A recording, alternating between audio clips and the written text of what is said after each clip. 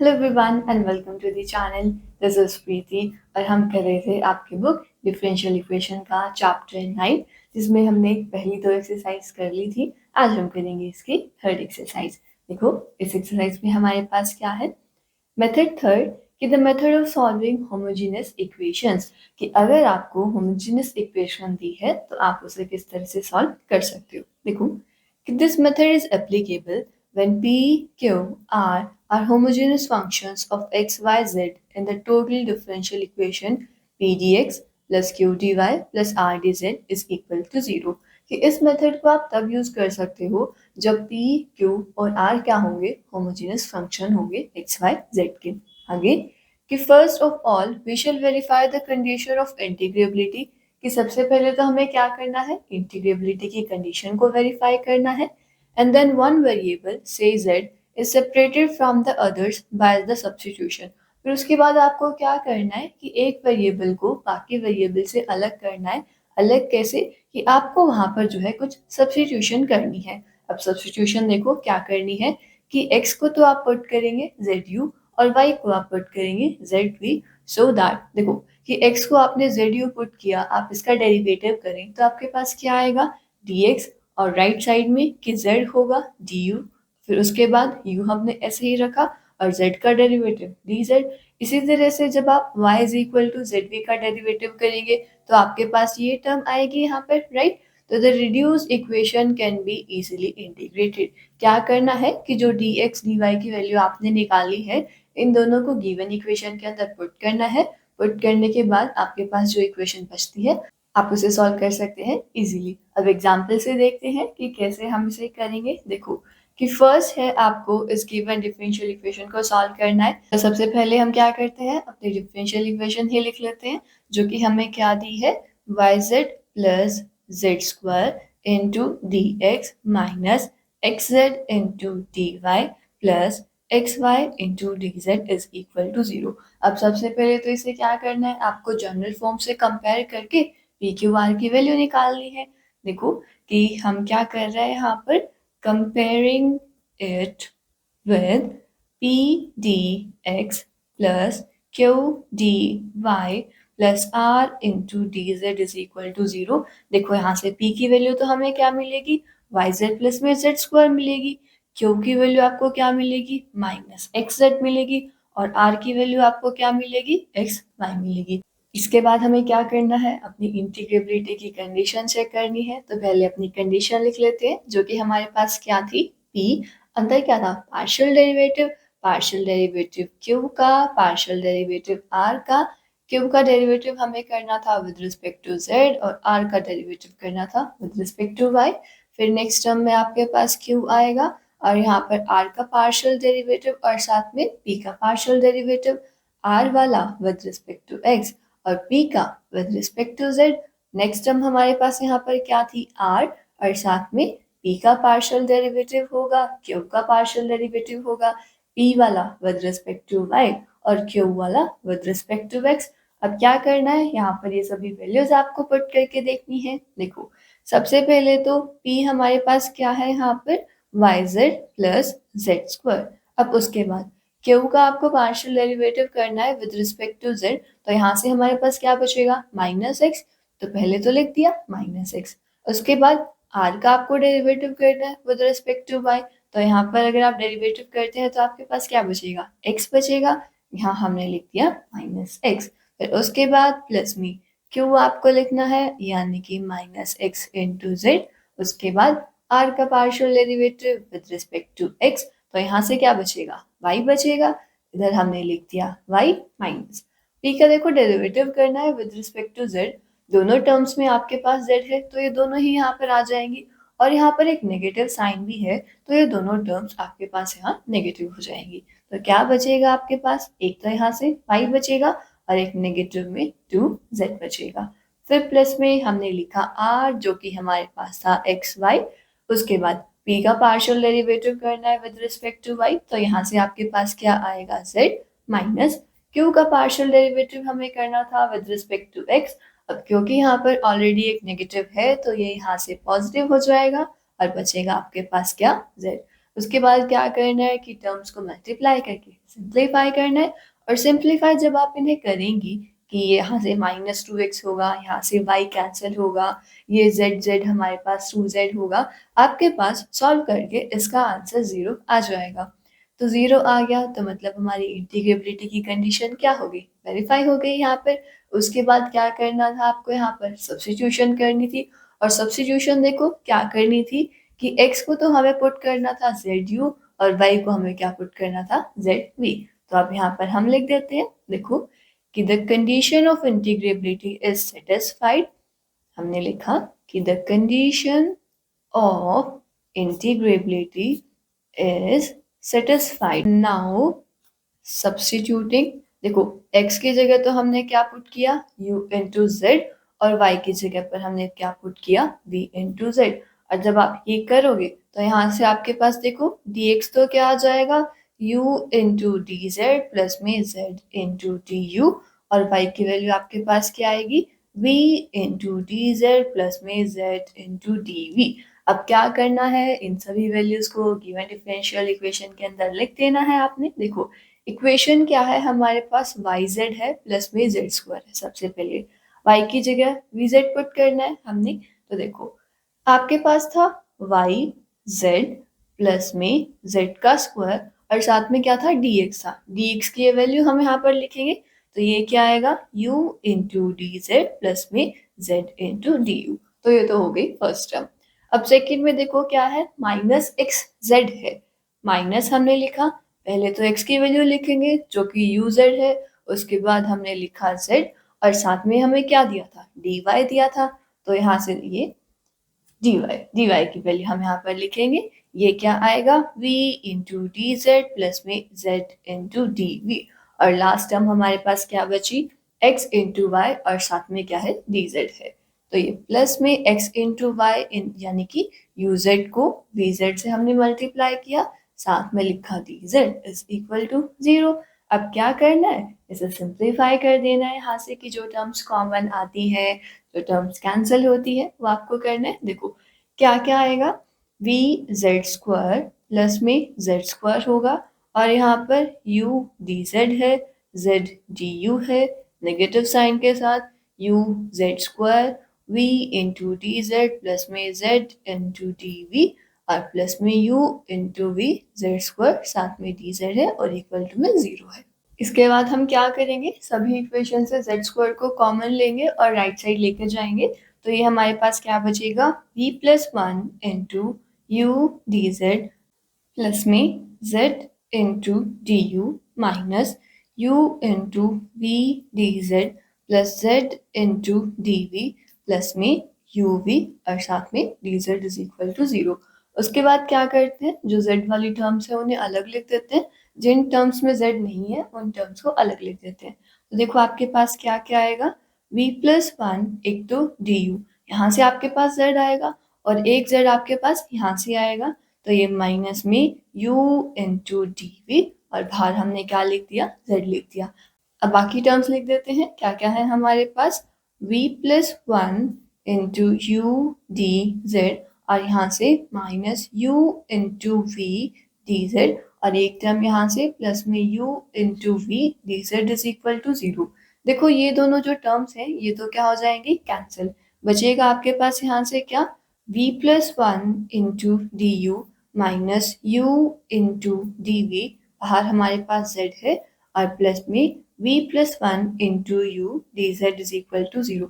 इसके बाद आपको क्या करना है, टर्म्स को रीअरेंज करना है कि डी जेड के साथ z लिखना है और बाकी इस टर्म को कि यहाँ पर डिवाइड में लिखकर जाना है। तो इसके लिए हम क्या करते हैं, इस इक्वेशन को ना डिवाइड कर देते हैं। डिवाइड देखो किससे करेंगे, यहाँ पर हमें डी जेड के साथ क्या चाहिए z चाहिए और v प्लस 1 और u को हमें यहाँ से हटाना है। तो क्या करूँ, आप इसे डिवाइड करो v प्लस 1 इंटू यू और z से डिवाइड कर दो, ठीक है। कि डिवाइड करेंगे तो देखो क्या बचेगा, v प्लस 1 है, ये डी यू है minus u into D V, ये z से तो ये z कैंसिल हो जाएगा, बचेगा यहाँ पर क्या v प्लस में 1 इंटू यू और प्लस में यहाँ से देखो v प्लस 1 और u तो कैंसिल हो जाएगा, बचेगा क्या डी जेड बाय में z इज इक्वल टू 0। अब यहाँ से हमारे पास देखो ये क्या आएगा, इसको दोनों टर्म्स में आप डिवाइड करेंगे तो v+1 से v+1 कैंसिल होगा, पहले तो बचेगा du बाय में u और नेक्स्ट टर्म में माइनस u से u कैंसिल होगा, क्या बचेगा v+1 साथ में dv और ये प्लस में dz upon z is equal to 0। इसके बाद क्या करना है, इसका इंटीग्रेशन करना है, तो हमने लिखा कि इंटीग्रेटिंग क्या आएगा यहाँ पर log u minus log of v+1 plus में log z is equal to log c, right. उसके बाद अगर आप यहाँ पर log की प्रॉपर्टीज लगाते हैं तो आपके पास क्या आ जाएगा u into Z upon v+1 is equal to log c और इसके बाद एंटी लॉग अगर यहाँ अप्लाई करते हो तो uz अपॉन v+1 किसके इक्वल आएगा, c के इक्वल आ जाएगा। अब क्या करो, u की और v की जो है वैल्यूज यहाँ पर पुट कर दो। देखो आपने क्या किया था, x को तो पुट किया था u इंटू जेड और y को आपने पुट किया था v इंटू जेड, राइट। तो यहाँ से अगर आप u की वैल्यू निकालना चाहें तो वो x बाय z आएगी और v की वैल्यू अगर आप निकालना चाहें तो वो क्या आएगी, y बाय z आएगी। अब इन दोनों वैल्यूज को हम जो है यहाँ पर पुट कर देते हैं, तो देखो u की जगह हमने रखा x बाय z, साथ में हमारे पास z था, अपॉन v की जगह हमने रखा y बाय z और प्लस में हमारे पास क्या था 1 इक्वल टू कांस्टेंट c। इसे अगर सिंप्लीफाई करते हो तो ये z से z कैंसिल होगा, क्या बचेगा ऊपर, तो देखो x बाय 1 और ये हमारे पास y plus z by z constant c। तो यहाँ से क्या आएगा कि x into Z upon Y plus Z is equal to c। तो ये हमारा क्या हो जाएगा, सोल्यूशन हो जाएगा गिवन डिफरेंशियल इक्वेशन का। अगर एक बार फिर से देखो इस क्वेश्चन में कि हमने क्या किया, सबसे पहले तो जो गिवन इक्वेशन थी उसे इसके साथ कंपेयर किया, पी क्यू आर की वैल्यू निकाली, वहां से हमने जो है इंटीग्रेबिलिटी की कंडीशन चेक की। अगर कंडीशन वेरीफाई करता है तो हमने यहाँ पर सब्स्टिट्यूशन की कि x को पुट किया u इंटू जेड, y को हमने पुट किया v इंटू जेड, फिर उसके बाद इन दोनों टर्म्स का डेरिवेटिव किया, जो वैल्यूज आई उन्हें गिवन इक्वेशन के अंदर पुट करने के बाद टर्म्स को रीअरेंज किया, फिर उसके बाद उन्हें इंटीग्रेट करके आंसर निकाल लिया। अब ऐसे ही एक और एग्जांपल है, ये एग्जांपल फिर सॉल्व करते हैं। देखो किस डिफरेंशियल इक्वेशन को हमें सॉल्व करना है, तो सबसे पहले तो अपनी इक्वेशन लिख लेते हैं। ये हमारे पास है yz into Y plus z d x plus में z into x x plus z d Y plus x Y into x plus y d Z is equal to 0। अब अगर आप इसको कंपेयर करते हो with P D x plus Q D Y plus में R into D Z is equal to 0 के साथ, तो पी की वैल्यू तो क्या आएगी Y Z into Y plus Z, Q की वैल्यू क्या आएगी Z X into x plus Z और आर की वैल्यू क्या आएगी X Y into x plus Y. इसके बाद क्या करना है, इंटीग्रेबिलिटी की कंडीशन चेक करनी है। कंडीशन चेक करनी है तो अपनी इक्वेशन हम लिख लेते हैं। देखो इक्वेशन क्या थी कि P आपके पास होगा Q का पार्शियल डेरिवेटिव, R का पार्शियल डेरिवेटिव, ये विद रिस्पेक्ट टू Z और ये विद Y। फिर उसके बाद प्लस में हमने लिखा Q, R का पार्शियल डेरिवेटिव, P का पार्शियल डेरिवेटिव, यहाँ पर लिखा X, यहाँ पर लिखा हमने Z और लास्ट हमारे पास की R, P का पार्शियल डेरिवेटिव, Q का पार्शियल डेरिवेटिव, यहाँ पर Y और यहाँ पर x। और इसके बाद क्या करना है, ये डेरिवेटिव्स की और पी क्यू आर की यहाँ पर वैल्यू पुट कर देनी है। तो देखो p हमारे पास अब क्या है, यहाँ पर Y Z into Y plus Z है, तो ये लिख दिया हमने। उसके बाद अंदर कि q का पार्शियल डेरिवेटिव करना है विद रिस्पेक्ट टू z। देखो इन टर्म्स को ना हम ऐसे भी यहाँ पर लिख सकते हैं कि z into x square plus में x इंटू जेड स्क्वायर। इससे सिर्फ क्या होगा कि आगे जो पार्शियल डेरिवेटिव्स करोगे वहां पर आपको थोड़ा सा इजी रहेगा। नेक्स्ट ये देखो कि p को हमने लिखा Y square into Z plus Z into Y square और r को क्या लिख दिया कि X square into Y plus में x इंटू वाई स्क्वायर। अब यहाँ पर अगर आप इन टर्म्स को लिखते हैं, क्या करना है, q का partial derivative with respect to z, q हमारे पास ये है, दोनों टर्म्स में z है, तो देखो क्या आएगा, पहले तो एक्स स्क्वायर, फिर उसके बाद प्लस में 2 इंटू एक्स जेड, फिर उसके बाद r का partial derivative with respect to y, तो यहाँ से आपके पास क्या आएगा माइनस में एक्स स्क्वायर और माइनस में 2x y आएगा।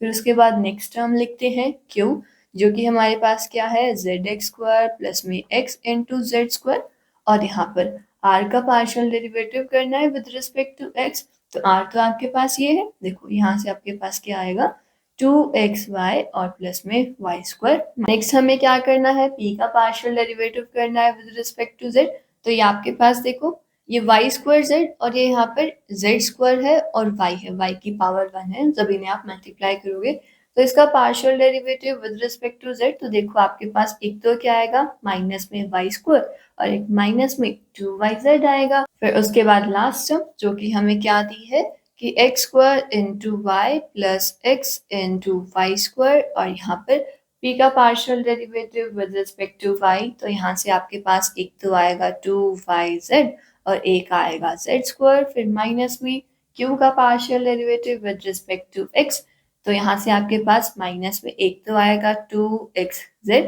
और एक माइनस में यहाँ पर देखो क्योंकि x के रिस्पेक्ट में आप डेरिवेटिव कर रहे हो तो यहाँ से आपके पास क्या आ जाएगा z² आ जाएगा। उसके बाद आप देखें तो फर्स्ट टर्म में हमारे पास x² कैंसिल होता है, सेकेंड टर्म में y² कैंसिल होता है और थर्ड टर्म में z² कैंसिल होता है, और बाकी टर्म्स को भी जब आप मल्टीप्लाई करोगे तो यहाँ पर आपके पास इसका आंसर 0 ही आएगा। 0 आता है तो इंटीग्रेबिलिटी की कंडीशन हमारी यहाँ वेरीफाई हो जाती है। तो इसके बाद क्या करना है, सब्स्टिट्यूशन हमें यहाँ पर करनी है, तो कैसे लिखोगे कि the condition of integrability is satisfied। फिर नाउ सब्स्टिट्यूटिंग, अब सब्स्टिट्यूशन में करना क्या था कि x को तो पुट करना था u इंटू z और y को पुट करना था v इंटू z, यहाँ से dx तो क्या आएगा z इंटू du प्लस में u इंटू dz और y हम की डेरिवेटिव किया तो dy हुआ, यहाँ पर क्या आएगा z इंटू डी प्लस में v इंटू डी। अब क्या करना है, इन वैल्यूज को गिवन इक्वेशन के अंदर पुट करना है, तो इधर हम ये भी लिख देते हैं कि putting these values in the given equation. अब गिवन इक्वेशन के अंदर पुट करते हैं तो देखो सबसे पहले क्या है yz है, तो यहाँ पर आपने लिखा v इंटू z, उसके बाद देखो क्या है हमारे पास y प्लस z है, देखो ये y था यहाँ पर हमने z लिखा, देन y प्लस z यानी कि vz प्लस में z होगा, और साथ में आपके पास क्या था यहाँ पर dx था, तो dx की ये वैल्यू पुट करोगे z into D U plus में u इंटू डी जेड।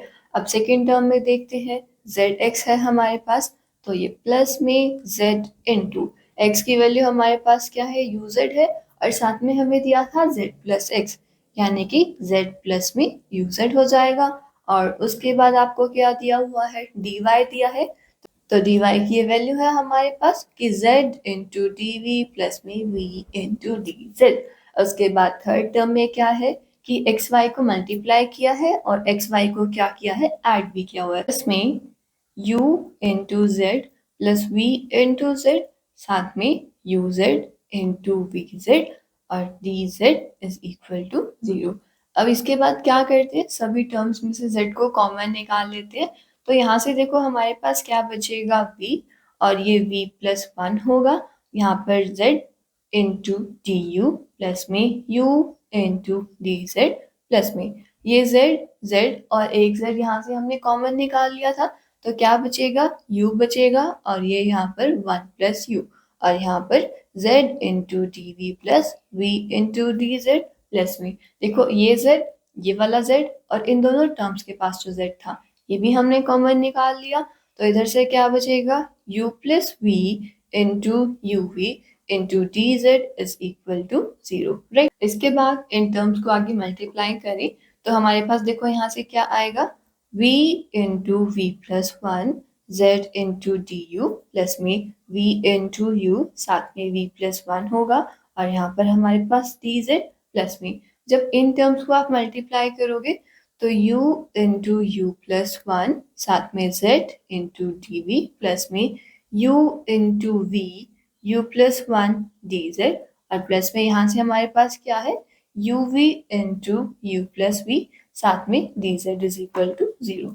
अब इसके बाद देखो कि इन तीनों टर्म्स में हमारे पास डी जेड है, तो ये तीनों टर्म्स को जो है आप ऐड कर सकते हो। ऐड करोगे तो ये आपके पास क्या बचता है, v into V plus one Z D you.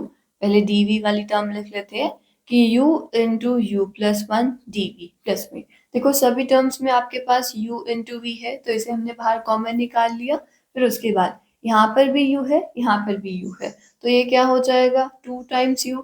इसी तरह से v भी के आपके पास 2 बार है, 2 टाइम्स v और साथ में 1 प्लस 1 ये 2 और इधर dz इज इक्वल टू 0। अब देखो इसे और कैसे लिख सकते हो कि v plus one Z D U plus u into U plus one D V plus 2 into U V u plus v plus one into D Z is equal to 0। हम क्या चाहते हैं कि यहाँ से जो है u v वाली टर्म्स हट जाए और हमारे पास z आ जाए। तो क्या करेंगे, इस इक्वेशन को हम जो है यहाँ पर डिवाइड करेंगे कि dividing by U V into U plus V plus one into Z से। इससे क्या होगा कि यहाँ से देखो यू वी वाली टर्म्स कैंसिल हो जाएंगी और डी जेड के साथ हमारे पास क्या आ जाएगा, जेड आ जाएगा। और जब इन दोनों टर्म से आप डिवाइड करोगे तो यहाँ पर भी आपके पास जो है यू वी वाली टर्म्स ही बचेंगी। देखो क्या क्या आएगा, एक हमारे पास जैसे यहाँ पर z था उसी तरह से हमारे पास एक यहाँ पर भी z था, तो इधर z इंटू यू हम ये लिख देते हैं। देखो क्या क्या टर्म्स अब आपके पास आएंगी कि v into V plus one Z divide में यहाँ पर होगा U V U plus V plus one साथ में z और इधर डी यू प्लस में ऐसे ही z into U plus one D V upon U into V U plus V plus one into Z plus में ये टर्म्स तो कैंसिल ही हो जाएगी। यहाँ पर आपके पास बचेगा 2 डिवाइड में यहाँ पर z D Z is equal to 0। अब उसके बाद देखो कि ये z से ये z कैंसिल हो जाएगा, v से v कैंसिल होगा, ऐसे ही यहाँ पर हमारा u से u कैंसिल होगा, z कैंसिल हो जाएगा। तो कैंसिल होने के बाद बचेगा आपके पास क्या, v प्लस वन अपॉन यहाँ पर u plus V plus one होगा, साथ में होगा डी यू प्लस में यहाँ से हमारे पास बचेगा u प्लस वन, यहाँ पर v into U plus V plus one साथ में डी वी और प्लस में 2 upon Z D Z is equal to 0। अब उसके बाद देखो यहाँ पर तो हमारे पास की z है डी जेड है, लेकिन अगर हम फर्स्ट और सेकेंड टर्म में देखें तो यहाँ पर कि डी यू के साथ हमारे पास u भी है और v भी है, तो इसे इंटीग्रेट करने में हमें प्रॉब्लम होगी। तो इन दोनों टर्म्स को ही हम और सिंप्लीफाई कर लेते हैं। सिंप्लीफाई देखो करेंगे कैसे, फर्स्ट टर्म में आपके पास क्या है डी यू है, तो यहाँ पर क्या करो u को तो ऐड कर दो और u को ही यहाँ पर जो है सब्ट्रैक्ट कर दो। नीचे तो हमारे पास टर्म सेम ही रहेगी कि v u प्लस वन होगा, इधर डी यू था। ऐसे ही सेकेंड टर्म में क्या करो, v को ऐड कर दो, v को सब्ट्रैक्ट कर दो, तो ये u plus V plus one होगा, साथ में एक नेगेटिव में v हमारे पास और v into U plus V plus one D V और थर्ड टर्म हमारी ऐसे ही 2 by Z D Z is equal to 0। अब यहाँ से देखो अगर आप इसे इन दोनों टर्म्स से डिवाइड करें कि दोनों टर्म्स में डिनोमिनेटर में लिखे तो ये u plus V plus one यहाँ से कैंसिल हो जाएगा, बचेगा क्या 1 बाय यू, तो ये यहाँ से 1 बाय यू बचा। फिर माइनस में u से u कैंसिल होगा, यहाँ पर आपके पास क्या बचेगा u plus V plus one बचेगा और साथ में डी यू प्लस यहाँ पर भी अगर आप देखो कि u plus V plus one ये तो कैंसिल हो जाएगा, बचेगा क्या 1 बाय वी और ये minus 1 upon u plus V plus one साथ में D V plus 2 by Z into D Z is equal to 0। अब यहाँ से जो है आप u को इनके साथ मल्टीप्लाई करके या कहें कि अलग अलग जो है टर्म्स को आप लिख सकते हो। कैसे कि 1 बाय यू डी यू हमारे पास हो गया, 1 बाय वी डी वी हमारे पास हो गया। फिर उसके बाद ये दोनों टर्म्स देखिए दोनों के अंदर हैं, तो ये हमने कैसे लिख दिया कि u plus V plus one है हमारे पास और इधर D U plus D V है हमारे पास और प्लस में 2 by Z into D Z is equal to 0। इसके बाद अगर आप इसका इंटीग्रेशन करते हो तो यहाँ से क्या क्या आएगा, log u प्लस में log v और ये यहाँ पे 2 into log z is equal to log c। अब यहाँ पर देखो आपके पास फंक्शन है और ऊपर क्या है, फंक्शन का डेरिवेटिव है, तो ये हमारे पास क्या हो जाएगा log में फंक्शन यानी कि u plus V plus one. तो ये आपने इसको इंटीग्रेट कर दिया, इंटीग्रेट करने के बाद तो अब यहाँ पर आप अपनी लॉग की प्रॉपर्टीज लगा सकते हो, जो कि हमारे पास कैसे होगा, u इंटू वी, और यहाँ पर 2 इंटू लॉग जेड है तो आप इसे जो है z का स्क्वायर लिख सकते हैं, और ये नेगेटिव में टर्म है आपके पास तो इसे हम लिख सकते हैं डिनोमिनेटर में। ये किसके इक्वल आएगा, लॉग सी के, या यहाँ से कि U V into Z square upon u plus V plus 1 किसके इक्वल आएगा, सी के। अब यहाँ पर क्या करूँ, u v की वैल्यू पुट कर दो। u v की वैल्यूज क्या क्या, x को हमने पुट किया था u इंटू जेड तो u की वैल्यू क्या आएगी, x बाय जेड। ऐसे ही v की वैल्यू आपके पास क्या आएगी, y बाय जेड। तो ये u की जगह पर हमने लिखा x बाय जेड, v की जगह पर हमने लिखा y बाय जेड, साथ में z square upon x by Z plus में y बाय जेड प्लस में 1 is equal to constant c। और यहाँ से अगर इसे सिंप्लीफाई करोगे तो x y z upon x plus Y plus Z is equal to c हमारे पास आएगा, जो कि हमारा सोल्यूशन हो जाएगा इस गिवन डिफरेंशियल इक्वेशन का। तो अगर इस एग्जांपल में देखिए तो ये भी बिल्कुल लास्ट एग्जांपल की जैसा ही था कि सबसे पहले पी क्यू आर की वैल्यूज निकाली, उसके बाद इंटीग्रेबिलिटी की कंडीशन को चेक किया, कंडीशन चेक करने के बाद हमने यहाँ पर सब्स्टिट्यूशन की, उन वैल्यूज को गिवन इक्वेशन के अंदर पुट किया, उन्हें सिंप्लीफाई करते गए और लास्ट में जाके इंटीग्रेट करके हमारे पास जो है ये सोल्यूशन आ गया। तो ये थे हमारे दो एग्जांपल्स जहाँ पर हमने सीखा कि अगर हमें होमोजेनियस इक्वेशन दी है तो हम उन्हें किस तरह से सॉल्व कर सकते हैं। आई होप आपको ये दोनों एग्जांपल्स क्लियर हुए होंगे। अगर आपको इनमें किसी स्टेप में कोई डाउट रहता है या किसी एक्सरसाइज के क्वेश्चन में कोई डाउट रहता है तो ज़रूर पूछिएगा। मिलते हैं नेक्स्ट एक्सरसाइज के साथ।